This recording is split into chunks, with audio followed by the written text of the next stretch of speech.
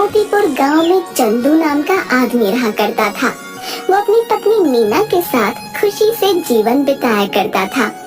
एक बार जब धान की रोपाई चल रही थी, सभी तैयार होकर खेतों की तरफ जाने लगे। मैं जा रहा हूँ खेत पर, तुम बाद में आ जाना खाना लेके, और भाग्यवान जरा लस्सी भी लेती आना थोड़ा सा। ठीक है, आप जाइए, मैं ले आऊंगी।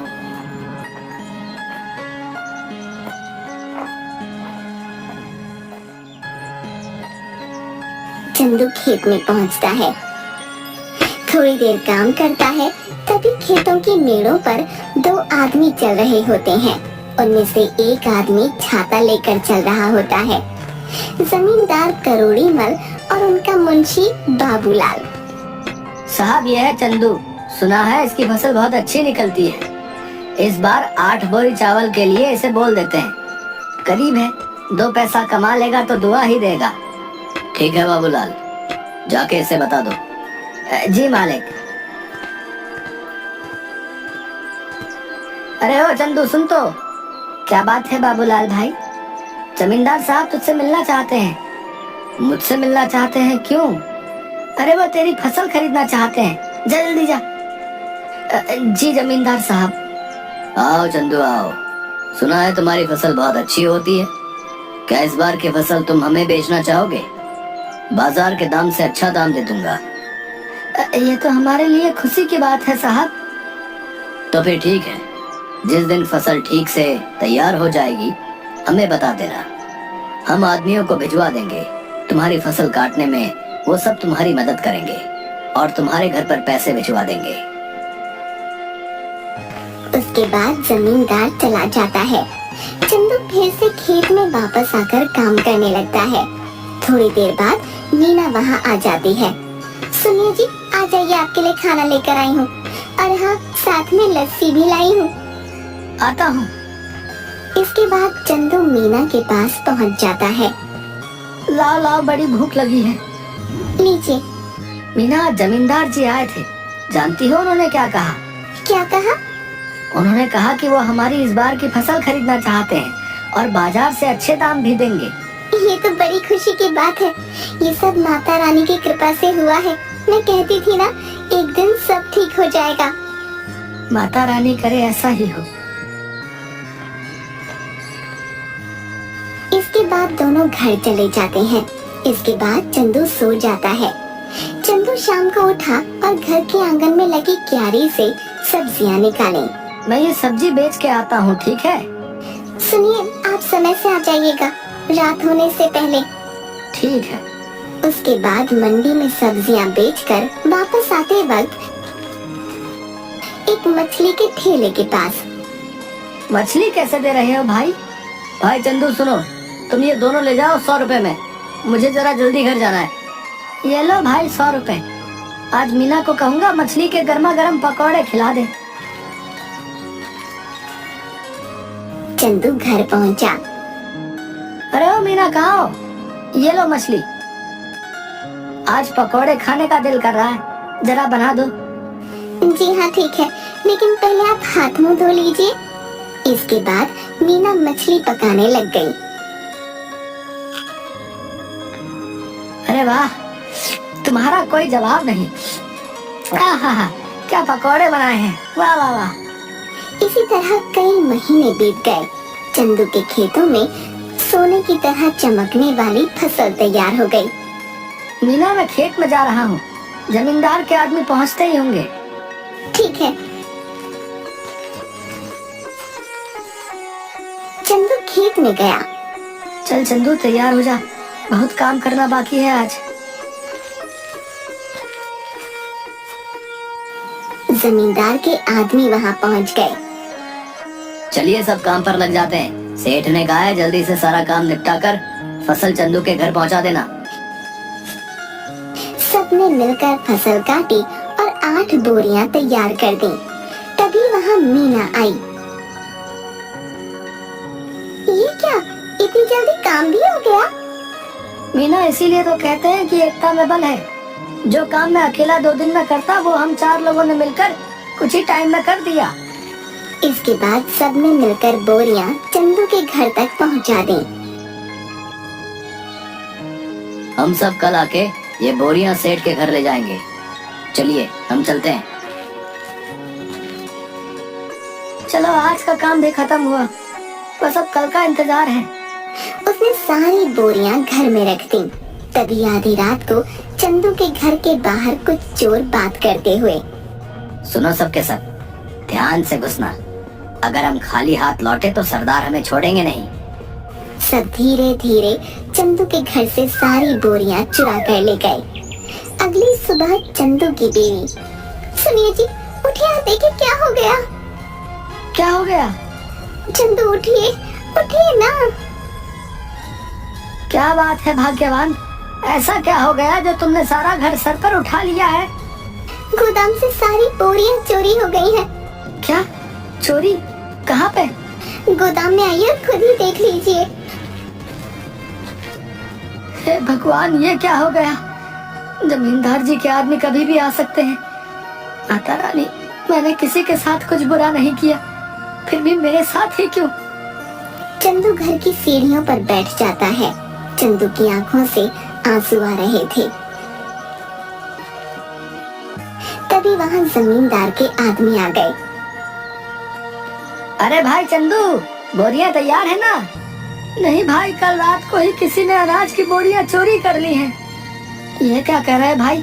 जमींदार जी कहीं गुस्सा ना हो जाए। तुम तो उनका गुस्सा जानते हो ना। चलो उनसे बात तो करनी ही पड़ेगी। चलो अब। चंदू बाबूलाल के साथ जमींदार के घर गया। क्या चंदू, तुम सब खाली हाथ क्यों आ रहे हो? जमींदार जी, कल रात को हमारे घर में चोरी हो गई। सुबह देखा तो गोदाम से सारी बोरियां गायब हो चुकी थी। कहीं तुमने किसी और को तो बेहतर दाम के चक्कर में नहीं बेच दी? नहीं जमींदार जी, मैं सच कह रहा हूँ। सेठ जी, एक ही गांव में रहना है हम सब ने। भला झूठ बोल के कितने दिन बच पाऊंगा? ठीक है, लेकिन अगर मुझे पता चला कि तुमने किसी और को दिया है, तब देखना कि मैं क्या करता हूँ। कुछ दिन तक चंदू और मीना दोनों उदास थे। चंदू सब्जियों को बाजार में बेचता और जो भी कमाता उसे बहुत ध्यान से खर्च करता। चंदू खाना खाने बैठा। सुनिए ना, कितने दिन हो गए हमें इस तरह सब्जियां बेचते हुए, लेकिन हमारा घर मुश्किल से चल पा रहा है। घर की भी हालात ठीक नहीं है। हमारा गुजारा सिर्फ सब्जियां बेचकर नहीं हो सकता। पहले तो अनाज बेचकर हम अच्छे खासे पैसे कमा लेते थे, जिसमें साल भर थोड़ा थोड़ा करके घर चल जाता था। लेकिन अब तो हमें अगली फसल के पक जाने तक इंतजार करना होगा। आप बताइए ना, ऐसे कैसे घर चलेगा? मैं जानता हूँ, लेकिन मैं क्या करूँ, समझ नहीं आ रहा। अचानक चंदू थाली में रखा अचार रोटी के साथ खाने लगता है। अरे भाग्यवान, अचार! क्या अचार? क्या मतलब है? मैं आपको अचार की तरह दिखती हूँ? आप मेरे बारे में ये सब सोचते हैं? नहीं भाग्यवान, मैं तो कह रहा था कि हमारी समस्या का समाधान है ये अचार। कैसे? मेरी बात सुनो ध्यान से। तुम अचार बनाना और मैं अचार लोगों के घर जाके बेचूंगा। पहले हम लोगों का अचार का स्वाद चखाएंगे, उन्हें पसंद आया तो वो खरीद लेंगे। अगर पसंद नहीं आया तो? अरे कैसे नहीं आएगा? मेरी मीना ने जो बनाया है, अंग्रेजी में क्या कहते हैं, फंटास्टिक अचार बनाती हो तुम। है आपने अंग्रेजी कब सीखी? तुम मुझे कम मत समझो। What are you doing? I am very well। देखा? आप तो बड़ी अच्छी अंग्रेजी बोल लेते हैं। दोनों हंसने लगते हैं। इसके बाद मीना अचार बनाने लगी और मीना ने अचार डिब्बों में पैक कर दिया और चंदू चल पड़ा साइकिल लेके। चंदू एक घर पर जाकर रुका। घर पे कोई है भाई? अरे चंदू भैया, आप यहाँ कैसे? ये क्या ले आए? अचार बेचने का काम शुरू किया है, इसीलिए घर घर जाके बेच रहा हूँ। अचार खरीदना चाहेंगी? जरूर, जरा चखाना तो भैया। औरत ने अचार चखा तो उसे बड़ा पसंद आया। भैया ऐसा करो, 1 किलो दे दो। कितना हुआ? 150 रुपए में। ठीक है भैया, अभी पैसे लेकर आती हूँ। चलता हूँ बहन। ऐसे करते करते चंदू दूसरे घर गया। रमेश भैया घर पे हो? अरे चंदू तू कैसा है भाई, और कैसा चल रहा है सब? उस चोरी के बारे में सुनकर बहुत बुरा लगा यार जान के। जाने दो भाई, क्या कर सकते हैं। अच्छा ये बताओ, अचार खरीदते हो बाहर से? हाँ क्यों, मैंने अचार बनाना शुरू किया है। क्या बात है, जरा चखा दो। चंदू ने उसे थोड़ा सा चखने को दिया। अरे वाह, किसने बनाया? मीना ने। भाभी को कहना बहुत अच्छा अचार बनाती हैं, बड़ा ही कमाल का। बताओ भाई, खरीदोगे? हाँ भाई, क्यों नहीं, दूसरों से भी तो खरीदता ही हूँ, इससे अच्छा तुमसे ना खरीद लूं। ये बताओ कितने में बेच रहे हो? 150 रुपए किलो। ठीक है भाई, 2 किलो दे दो। चंदू ने पैक करके दे दिया। धीरे धीरे उसका सारा अचार बिक गया। चंदू घर पहुंचा। मीना, आप आ गए? कैसा गया आज का दिन? किसी ने खरीदा कुछ अचार? कुछ तो नहीं खरीदा किसी ने। मैंने कहा था ना, मेरा अचार इतना भी खास नहीं है। आपका विचार ही गलत था इसे बेचने का। पूरी बात तो सुन लो, लोगों ने कुछ नहीं सब कुछ खरीद लिया। देखो जाकर टोकरी में। मीना टोकरी के पास गई। उसने देखा कि टोकरी तो खाली है, यानी कि सारा का सारा अचार बिक गया। मीना बहुत खुश हुई। अब बस तुम ऐसे ही बनाते रहो और मैं घर घर जाकर बेचता रहूंगा। मैं कहती हूँ ना, आप ऐसा करिए, पास के गांव में भी बेचना शुरू करिए। क्या पता वहाँ के लोगों को थोड़ा बहुत पसंद आ जाए। अब हम जितनी जगह जाकर बेचेंगे उतना ही तो हमारा फायदा होगा ना। कल से आप थोड़ा और अधिक अचार लेकर जाना और दूर दूर के गांव तक भी जाना। ठीक कहा तुमने, मैं ऐसा ही करूंगा। कल से तुम ज्यादा से ज्यादा अचार बनाना शुरू करना। आप 1 हफ्ते रुक जाइए। 1 हफ्ते में बहुत सारा अचार बनाकर तैयार कर दूंगी। उसके बाद आप बेचना शुरू कर देना, क्योंकि अचार पकने में भी तो समय लगता है ना। ठीक है, तब तक मैं सब्जियां बेच दिया करूंगा। इससे हमारा घर भी चलेगा और हमें नुकसान भी नहीं होगा। इसके बाद मीना अचार बनाना शुरू कर देती है और कुछ दिनों तक चंदू बाजार में सब्जियां बेचता है। कुछ दिनों में अचार तैयार हो जाता है और चंदू भी बेचना शुरू कर देता है। इस बार चंदू दूर के गांव में जाता है और अचार बेचना शुरू कर देता है। अब धीरे धीरे करके मीना का बनाया हुआ अचार सभी जगह लोकप्रिय हो जाता है। इसके बाद चंदू एक दुकान भी खोल लेता है। अब जो भी ग्राहक आता उसकी दुकान पर ही जाता। एक दिन वहाँ से गुजरते हुए जमींदार जी की नजर चंदू की दुकान पर पड़ी। क्या बात है चंदू, तुम्हारी तो दुकान चल पड़ी। जरा अचार तो चखाना। सुना है तुम्हारी दुकान का अचार सभी को बहुत पसंद आ रहा है। ये तो सबका प्यार है जमींदार साहब। ये लीजिए, आप इसे चख लीजिए।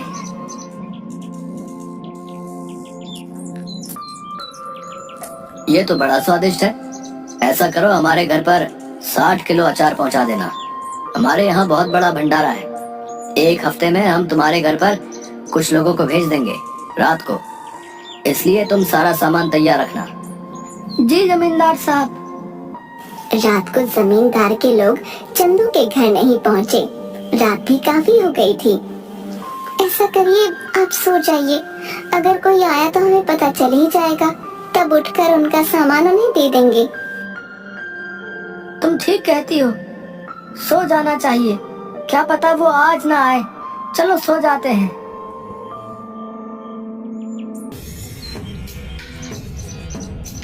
अगले दिन जब चंदू और मीना उठे तो घर में फिर से चोरी हो चुकी थी। इस बार चोरी अचार की हुई थी। सुनिए, घर में फिर से चोरी हो गई है। किसी ने इस बार हमारा रखा हुआ अचार चुरा लिया। चंदू उठा और जाकर अचार जहाँ रखा था वहाँ देखने लगा। मैं जमींदार साहब को बता कर आता हूँ। उन्हें कहीं और से पता चलेगा तो कहीं वो गुस्सा ना हो जाए। ठीक है, आप संभाल लेना सब कुछ इस बार।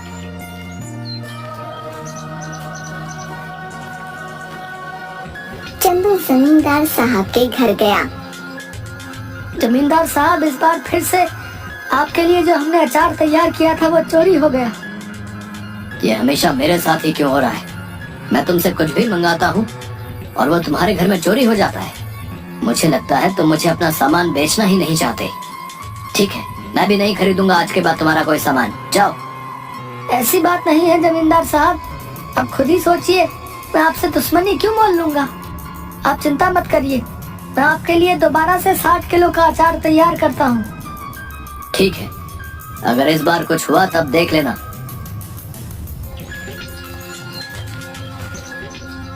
चंदू अपने घर गया और सोचने लगा कि अब इस चोर को कैसे रोके। इस बार चंदू ने बहुत सारे मटकों को एक जगह पर रखा और चला गया। अचानक आधी रात को आवाज आई। सारे के सारे चोर दर्द से चिल्ला रहे थे। अब जैसे ही चंदू उस कमरे में गया जहाँ पर अचार रखा हुआ था, तो वहाँ देखा सारे के सारे चोर जमीन में लेटकर चिल्ला रहे थे और अपनी आंखें मल रहे थे। ये क्या कर दिया? कोई बचाओ हमें! पानी पानी तो हमें कोई! अरे हमारी आंखें जल रही है।